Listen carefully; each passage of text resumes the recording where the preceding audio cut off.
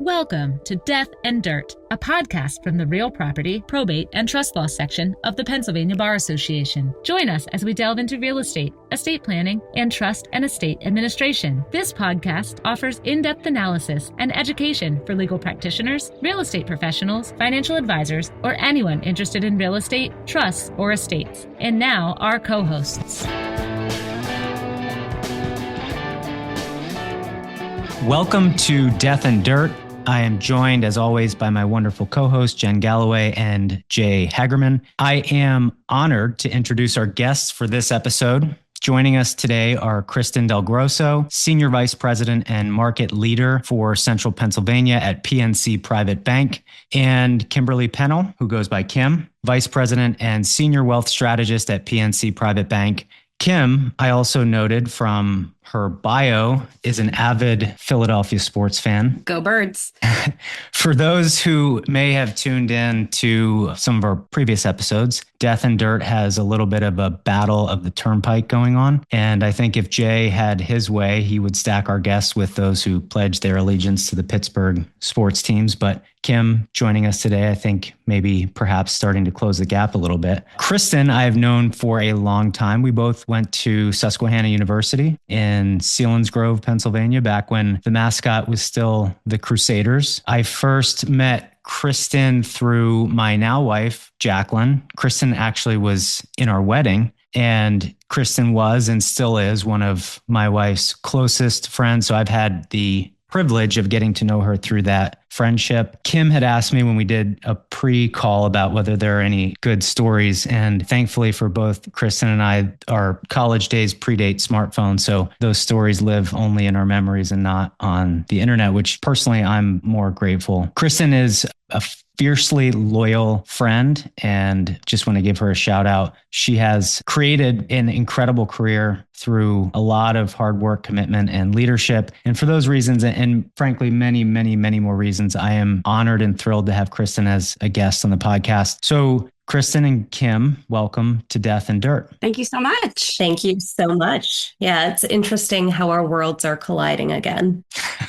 I know. And Fred, before we get started, I just want to clear the air here. So we have a historic first here with Kristen and Kim. This is a twofer, right? This is the first time that we've had two guests on the podcast. And for the record, they both work for PNC, right? Mm-hmm, we do. And Kristen and Kim, where is your corporate headquarters located?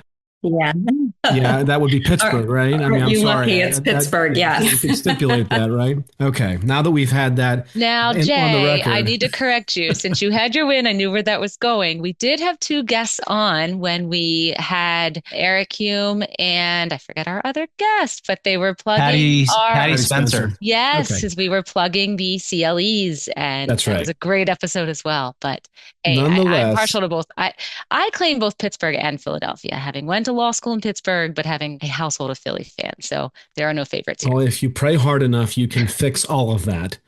And the Pittsburgh sports mafia is always welcome to have more guests. So, but anyway, speaking of guests, thank you all for being here. And your corporate headquarters is right down the road from me. I was there at the courthouse not too far from there today. So welcome. Well, there is a fun fact with the name PNC. So everyone always asks, what does PNC stand for? And it actually doesn't stand for anything because there were two banks, one in Philadelphia and one in Pittsburgh that merged together that both had the acronyms PNC. So it was Pittsburgh National Corporation and Provident National Corporation. So they came together and formed PNC Bank, and the headquarters are now in Pittsburgh. But I guess you can say that we originally had ties in Philadelphia as well. Wow. So we have formally married Pittsburgh and Philadelphia. Beautiful. At least for tonight. At least for tonight. The only other time that we should do that is in the Super Bowl, which I think both teams would be very happy to be in. And I think it was quite smart of the NFL to put one in the NFC and one in the AFC. That's awesome. So back to Death and Dirt. Yeah.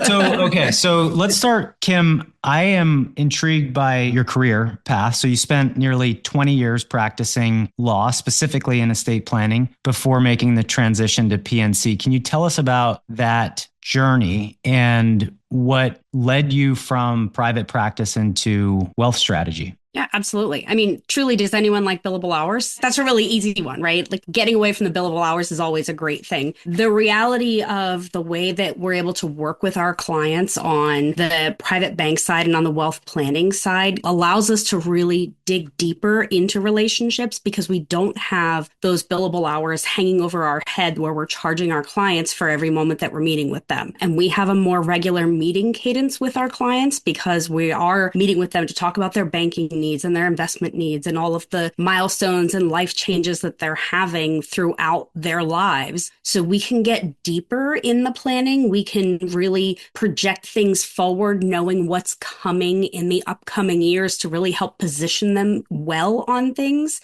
And then also they really tell us a lot more on this side that they just can't get into in the 1 or 2 hours that they're sitting with you doing estate planning one time and then maybe coming back in 10 years, 15 years for an update on those documents. So we get to develop that deeper relationship that lets us give them some better insight. It's really been a fantastic change to get that deeper scope with all of our clients. Kim, I loved your answer to that, and I didn't even know Fred was going to ask that question. I'm curious, as you stepped into this wealth, I think you called it a wealth strategist role. Is that correct? Okay. Yep. From practicing attorney, that had to be pretty different, right? Yes and no. I mean, so I still have a law license. I still use all of the skills and trainings that I had and was doing when I was practicing law, but I don't draft documents. I don't give legal advice. So it's really using that to turn it more toward client education. And helping our clients make sure that their documents align with their goals. You know, our clients come to us and they often have very sound estate planning documents. But when I meet with them and they tell me what their goals are or what they're hoping to achieve now, and then I go back and read all of their documents, their wills, their trusts, whatever it is they had, look at their beneficiary designations, and can easily see that this no longer aligns with what it is that they want now. And so it's not a matter of not having a legal sound footing in the documents. It's that their goals are no longer being served by the documents they have in place. And we all know as attorneys, our clients always have the intentions of coming back and updating their documents, right? Like when we tell them come back every 3 to 5 years, or when you have life milestone changes or family members evolve, that's a good time to review your estate plan and decide, do you need to make any changes? Have the tax laws updated and all those things? And our clients have really, really great intentions, but they don't actually come back and update their documents or review them with us as often as they should.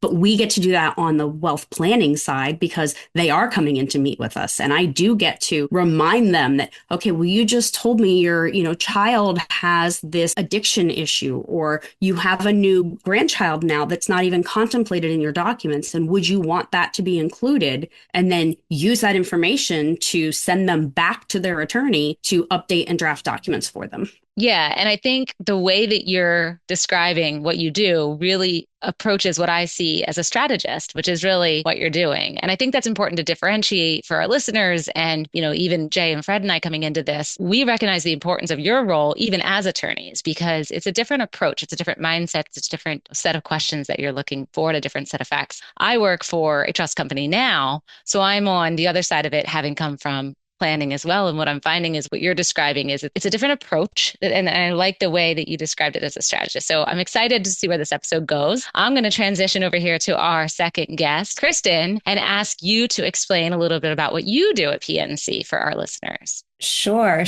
So I lead our team in central Pennsylvania. So we have private banking teams across the U.S. and within central Pennsylvania, we have our key offices in State College and Harrisburg, Mechanicsburg area, as well as Lancaster. And we have a full team of professionals. So we have individuals that are focused on identifying new clients that could take advantage of the work that we do, who who also manage those relationships. We have people that are responsible for creating investment strategies for our clients. We have Kim, and she has some counterparts as well. We have private bankers who create lending solutions for different clients. So I haven't touched on everything, but I think you get the picture that it's a pretty comprehensive team. So I'm tasked with leading this team. And what does that mean? Making sure that our advisors are getting all the resources that PNC has to offer and we're able to carry them out, that our clients are getting the best of what PNC Private Bank has to offer. And ultimately, we grow the business. And I think we grow the business by having clients and centers of influence that are really happy with the work that we do and recommend us to their friends and family. Is it fair to say that you're offering to your clients, these variety of services, what maybe we as estate planners look at as a trust? You have some other options available. Can you talk to our listeners about some options that they could use maybe to avoid probate or name a beneficiary that's not so involved as setting up a trust? Yeah. So there's a few different ways to accomplish that. So I think that oftentimes we're collaborating pretty heavily with our estate attorney partners and those other advisors that our clients work with. There are different types of assets that pass different ways. So when we think about those assets that pass by beneficiary designation, we think about the retirement assets or insurance assets. There's also the ability to name a beneficiary upon death. So a transfer on death or payable on death account titling. But we often don't go to our clients recommending that. We really want to understand what their full picture looks like and make sure that the account titling is aligned well with what their plan is that's in place. Thank you. And I think that it's also important to note that we appreciate the role that you guys play and you appreciate the role that the attorneys play, and that the three of us or the four of us or whoever's involved in the party all communicate to make sure that everybody knows what has a beneficiary, what doesn't have a beneficiary, what a will controls, etc. Would you agree? Our listeners can't see, but both guests are nodding their heads. Yes, we're smiling and absolutely. nodding vigorously. It definitely works better whenever we're all on the same page. I love whenever we have the opportunity to actually sit in meetings with our clients and their attorneys are right there and we can talk through ultimately what we're looking to accomplish together. And the job we do doesn't replace the job that any of their other professionals are doing. We don't prepare tax returns. We review their tax returns and talk with them about what we see in their tax returns. And, are you maximizing your retirement contributions? Are there opportunities to do things in a different or more tax efficient way so that you should go back to your CPA and talk about it? When a client comes to us and wants to name a beneficiary on a document, we're looking at it and seeing, are they doing it in the best way? Because sometimes they come to us with a transaction they want to do. And our job is really to look beyond the transaction to understand what they actually want to accomplish, and then to use what it is they want to accomplish to say, are we doing that in the best way? Or is there a better way to achieve this goal? So it sounds like to me, it's pretty evident that collaboration between the financial representatives, if you will, and the attorney that are drafting the plan is paramount. I was going to say pretty important. I would say paramount. And I think that one of the best ways that we can discuss how important that is to actually talk about what are the risks of not collaborating. One of the things that I'm thinking of is potentially missed planning opportunities. Why don't you ladies tell us a little bit about some of the pitfalls or potholes that you see by not collaborating with counsel for your clients? I'll start with a few, and I'm sure Kim will chime in with some additional examples as well. I think first and foremost, it's always understanding and being aligned with what the client's why is and understanding their overall goals and objectives. I would say that another thing is missing things that are on a client's balance sheet. So we will often spend maybe an entire meeting sitting with a client, going over their balance sheet, And it's very unusual for us to review a balance sheet and them to not identify something new or something they may have missed. So unless we're having those repeated conversations and inquiring about different properties, interests, mineral rights, whatever it may be, they don't always know that information off the top of their head. So making sure everything is incorporated into the plan. And I think the way we work with clients allows us to have that better foundation in building out that balance sheet, building it out with the right values and account titlings, which is really helpful whenever building out the overall wealth plan and estate plan. I think some things that we've noticed, a client may have multiple properties, different states. They think the different properties might be titled in a trust. Oh, they're not.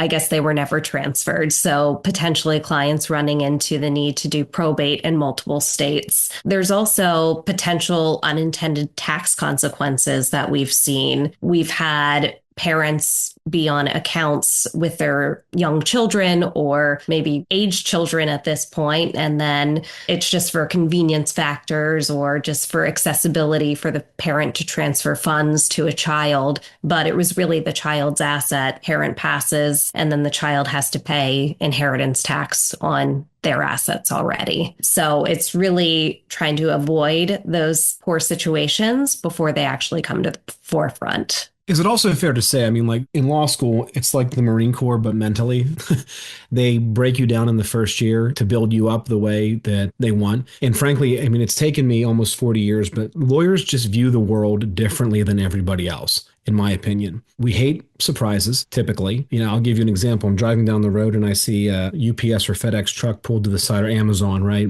No blinkers on, and parked on the side of a hill. And all I can think of is, oh my goodness, what's going to happen is someone's going to pass them. There's going to be an accident and there's going to be a negligence action and everything else. And my wife is like sitting next to me and she's just annoyed because she has to go around this person. Meanwhile, I'm like already thinking of the wrongful death action and, contribute to our negligence offenses. It's just a dangerous world between my ears, I suppose. But I guess what I'm trying to get at is, we lawyers look at things different than, what you have as a multidiscipline approach, which is also a wealth strategist or financial background. So I can see, and you can tell me some of these issues, that whenever a client comes in and I'm drafting a plan for them, there could be a completely different strategy that I come up with as an attorney than an advisor would come up with as a financial professional. So that would be a risk, in my opinion, or a competing strategy approach that would be probably not desirable for the client as an end user. Do you see that frequently in your work without collaboration? I wouldn't say it never happens, but I think that that's more of the exception,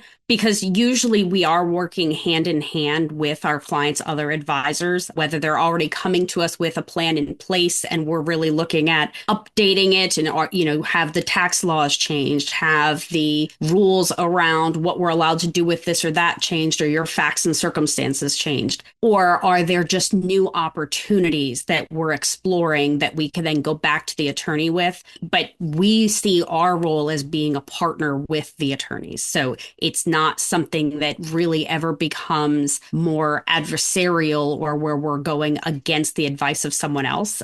There's 7 different ways that we can structure any trust at any moment, and they can often reach the same objective in different ways. And so there may be some stylistic differences, but we're really going after achieving the same ultimate goal. Yeah. And I would say, to add on to that, since we work in a team-based environment and we have different practitioners around the table, we'll talk about internal ideas for a client. How are they going to acquire a property, or what should they do when they sell a business? And we have, maybe it's a banking background, maybe it's an investment background, maybe it's a legal background like Kim, but we don't all come to the same table with the same solution or response, but we talk them through and we figure out what are the options that we want to provide to the client for consideration and what are the pros and cons of each. And I think in an ideal situation, us having a pre-call or a pre-meeting with clients' counsel and talking through different strategies and thinking collaboratively about what works best for the client would be the most ideal scenario. Do you feel like your firm has an operational system that's lagging, glitchy, and running on 1990s logic? You don't need a tune-up, you need a total system override. That's why Business Optimization Group launched the law firm Profit Reset. They dive into your business, strip away the "we've always done it this way" baggage, and recalibrate your entire cash flow engine for maximum speed. Stop trying to win the race with your parking brake on. It's time to Control-Alt-Delete your overhead. Bring in Business Optimization Group today, and let's maximize your business's potential. For more information, visit bizoptimizers.com. That's bizoptimizers.com.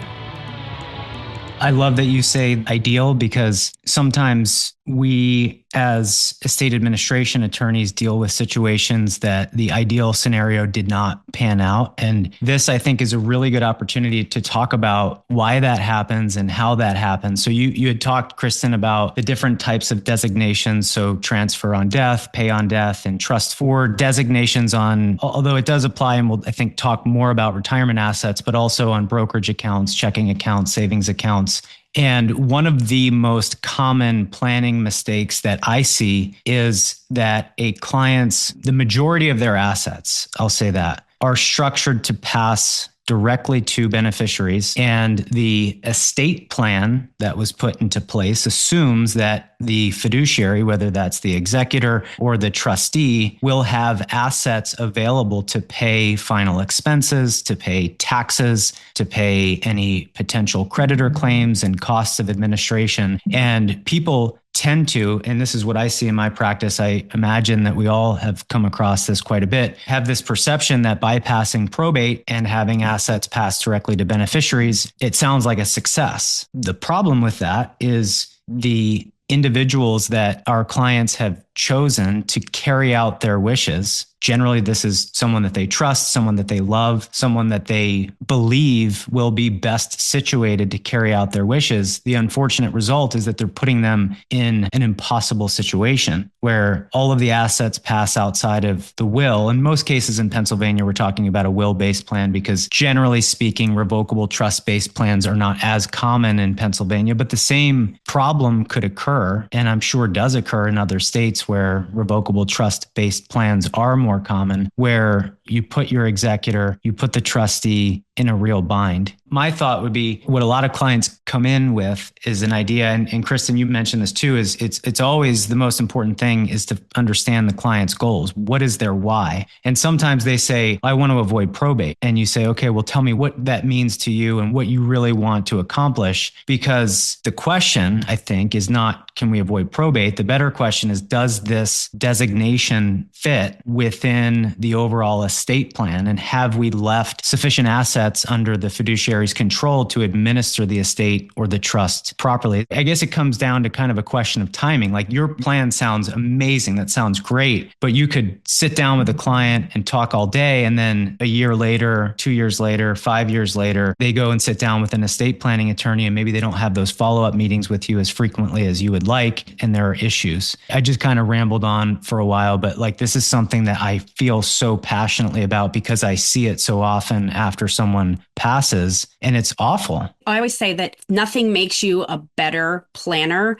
than having to work on the other side. So after having administered estates for a long period of time, especially working through maybe documents that you wrote yourself very early in your practice or other people have written, and you see how these things play out in real life, it makes you a better planner because you know the things to avoid and how to do it better. You know, like our tax clauses in wills. So many times those are just throwaway default clauses that people throw into their documents without realizing, oh, well, I'm passing these assets to these people outside of my estate, and I'm passing these assets to others inside of my estate, without realizing the tax implication of having the assets in the estate pay the taxes, so the people through my will are actually getting less than I thought because they're paying the tax on the things that are passing on the other side, and so forth. And so when we don't really think through the larger implication of all of the things that we're doing and how they all play together, we lose so much of that perspective on how to benefit our clients. We're working with a client right now who they tried to put a lot of their assets with transfer on death and payable on death or into a trust. And now the executors are looking at, how are we going to pay taxes tax because there are no liquid assets. So the funds are tied up in businesses and real estate and all kinds of non-liquid funds. So they don't really have money to pay taxes. So then are we forcing a fire sale at like not great prices just to be able to have those funds, where if we were able to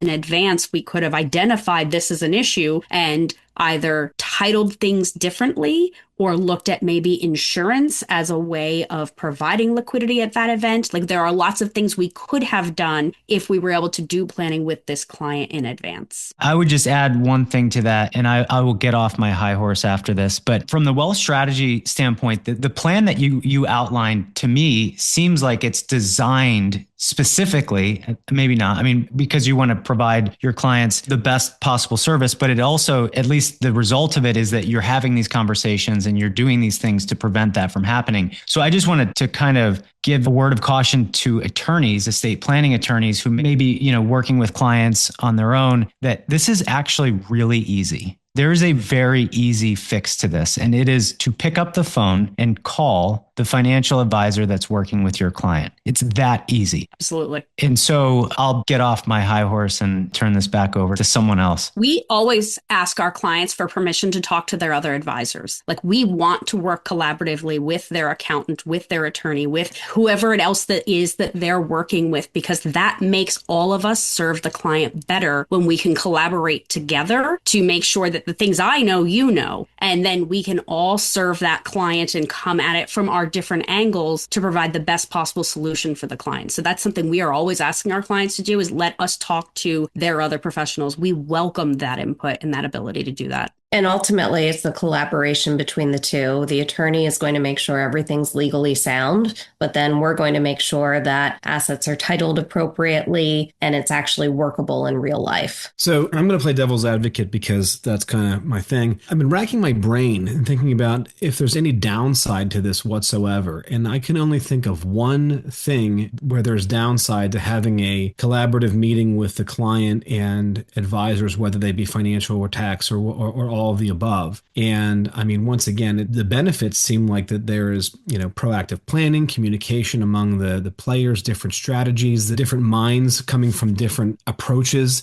to accomplish the goals of the client. It probably makes them feel quite well. I guess the only thing that I can think of as a downside that is a real consideration for lawyers only would be the fact that in the event that something goes awry, the lawyer needs to absolutely tell everyone in that room that they are breaking privilege, or there is no privilege among that conversation. So I do a ton of orphans court litigation where it's a big part of my practice now. And you folks would be the first people that I would love to depose when things go wrong.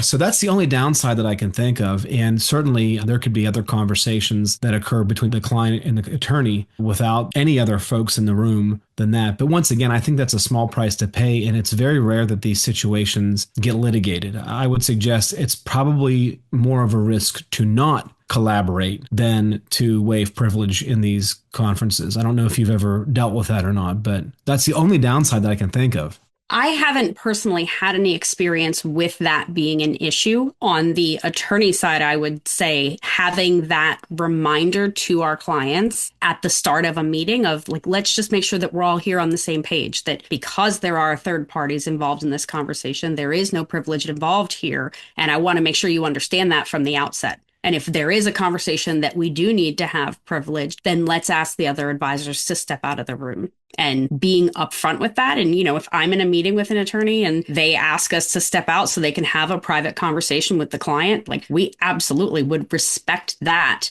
especially as an attorney understanding, oh, there's something that needs to be discussed here privately. And we encourage our clients to have that solid relationship with their attorneys. This is a curiosity question, and I don't know where it fits in our agenda, so I'm going to jump in while Jay's taking a breath. Do you find yourself with young professionals, or I don't know, I want to use the term millennials, but I guess what I'm trying to say is educated people, college age, do not have the financial literacy that you might think they should have? Because I know from the estate planning side, it's not as clear as maybe the generations before may have been. Can you talk a little bit about that, like how you counsel those that are younger than yourselves? Yeah. Well, I would say that that's a big focus of ours. whenever we work with clients, we try to work beyond one generation. We work with their children and in some scenarios, their grandchildren. And education is a big piece to that. And I think our model affords us the opportunity to educate future generations of clients on financial literacy. And we definitely proactively have conversations with our clients about the ability to do that. We actually just hosted a webinar focused more on young professionals and financial basics. There's some scenarios where it wouldn't even be the millennial category. It could be a 40 or 50-year-old who maybe never had a credit card. And all of a sudden they're trying to get credit and there's nothing to their name. So I think financial education and literacy is a big component of what we do, especially whenever we're working with families that have the potential to have generational wealth. Many of our clients are in the federal estate tax bracket, and we're talking with them about using annual exclusion gifts to help take some, minor chunks out of that on an annual basis. And when we talk with them about making those gifts to their family members, we also talk about trying to do some financial education with the family members to whom they're making those gifts and helping them set things up in a way that helps them be successful. We know that when there is a large sum of money, by the time it gets to the third generation, that third generation is not as successful with the wealth as the first and the second generation. And so anything we can do to help bridge that gap. And so even something as simple as each year, if you're doing your annual exclusion gifting, rather than writing them a check, how about we encourage them to put it into an investment account? And then we talk with them about how the investment should be structured, why you're choosing the allocation that you are between fixed income and equities, and what we're looking at with international versus domestic stocks and so forth to help start that somewhere. And when we're looking at one annual exclusion gift from the husband and one from the wife, it's not that much this year. But when we get a pattern of gifting for a client who's doing annual exclusion gifting to their children and their grandchildren every year, year after year, that money can really build up, and allowing that generation to start having the benefit of an advisor guiding them even through those small amounts can help make a dent in giving them that education they need. Yeah. And taking that even a step further, oftentimes clients will name their children within their documents for fiduciary appointments. So if they're being named as a trustee or an executor, they really need to have the financial wherewithal to help with those decisions and carry out the role that the fiduciary brings. So it's really important to educate. One concept that I've been seeing more often and using in my own practice is the idea of naming a child, depending on the circumstances, as a co-trustee earlier than we otherwise might, so that they can have a seat at the table and learn how the trust is being managed before they actually step into a full administrative role. And I think it sort of serves that same purpose of giving the next generation an opportunity to participate and learn financial literacy before they're actually called upon to kind of step in and take over. Fred, I think you kind of touched on where I was going with this as well. Do you encourage the collaboration with family in addition to professional advisors? I imagine that you also collaborate with the named power of attorney, perhaps a co-trustee. And I know from our perspective, we're always trying to tell our clients to give those documents to you all, to the banks, to the investment advisors, et cetera. Are you seeing that people are doing that? Is that effective? And do you encourage those collaboration meetings? Well, we ask for a lot of information when we start working with clients. So that is certainly on the list of documents that we collect at the forefront. And if we do see that there's a power of attorney or a co-trustee in a trust account, we absolutely get engaged with them as soon as possible. I mean, if they're able to make financial decisions on behalf of the account, at one point from a compliance standpoint, we may need to have them actually formally listed on the account as a signatory or an authorized user, so it would be required. But even in advance of that formal appointment, it's definitely best practice to start a relationship. And that's how you avoid the litigation that Jay referenced. You keep everybody on the same page. Jay has to eat, you know? Yeah. All right. Don't worry, there's plenty of issues for you, Jay. They'll find you. There are. The one question, it doesn't dovetail typically well, but I've always been wondering this. It's like the chicken and the egg. In your experience, is it more often than not that you guys have a client, and it seems like you deal with relatively high net worth individuals, which is a small fraction of the population, but certainly there's a ton of planning that goes involved with that. But you have a client first and then they find or you find a lawyer, or is it the other way around? They have a family attorney, they have a federal taxable estate, or just wealth, and they need it managed properly. And lawyers don't do that, or shouldn't, in my opinion. And then they come and find you. What's the typical path forward on that? Is there one? I would say most of our clients have had some sort of planning done at some point. Many of them, their plan was done a long time ago. And so they have not re-engaged counsel in 15 years. I think it's definitely the exception that we have a high net worth client who hasn't done any planning. I wish I could say we don't have any of those, but unfortunately we do. But most of our clients do have an attorney already in place. And so we want to re-engage that attorney. When our client has someone they're working with, absolutely. Like, let's go back to that attorney and talk to them about the changed circumstances. And so when we finish meeting with our clients, we can send them back to their attorney with an updated, comprehensive, detailed balance sheet that shows all of the assets, what their values are now, and so forth. We talk with them about the things we have discussed with our clients, what they've told us their goals and objectives are, and what the situation is with family and so forth, so they can have an updated family tree with understanding the dates of birth and the ages of the children and the grandchildren and all those things now, so that we can send our clients with a nice little bundle of information to hopefully make it easier for the attorney to do their job now. All right. So we did have on our agenda some discussion about the Secure Act. And we discussed that if we got too much into the weeds, we could be here all night. But retirement assets are incredibly important in this collaborative journey, because retirement assets sort of live in their own separate world and oftentimes require some special planning. And there is a ton of strategy that can go into that planning. But unfortunately, we are running low on time. So Kim and Kristen, are there any resources that you might have available that if our listeners wanted to get more information, they could rely on? Well, fortunately, Fred, there are.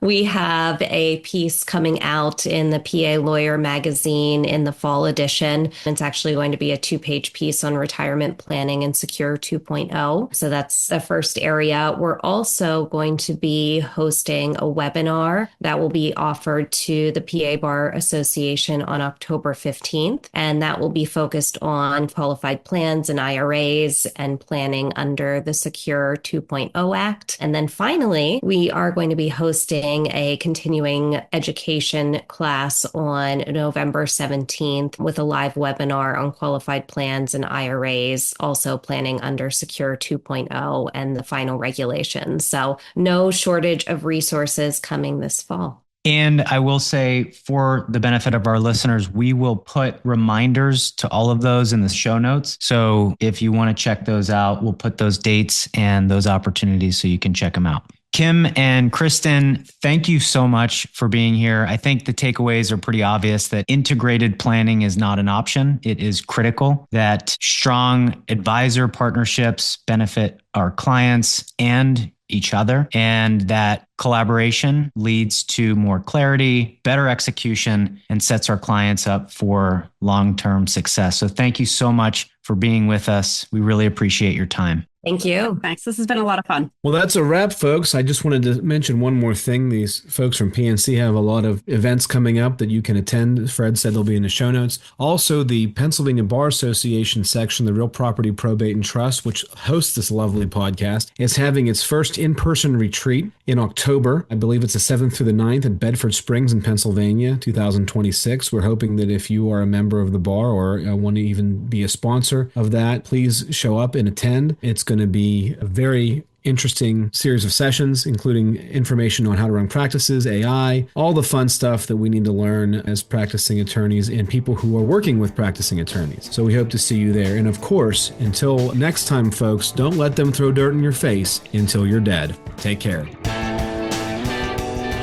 The opinions expressed are those of the host and the podcast guest and don't necessarily represent those of the Pennsylvania Bar Association.